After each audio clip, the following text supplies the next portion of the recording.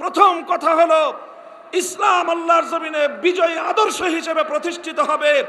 আপনার রাজনৈতিক দর্শনে এটাকে মানার কোনো সুযোগ আছে কিনা সেটা বলবেন।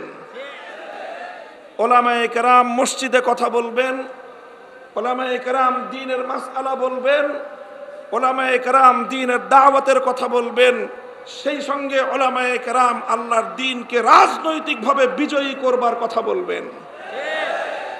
এই কথাটা যদি আপনার বরদাস্ত না হয়, আপনার 1000 রাকাতের তাহাজ্জুদের নামাজের এক কানা করি মূল্য নাই, আপনার 1000 বারের হজের কোনো মূল্য নাই। পরিষ্কার কথা, স্পষ্ট কথা।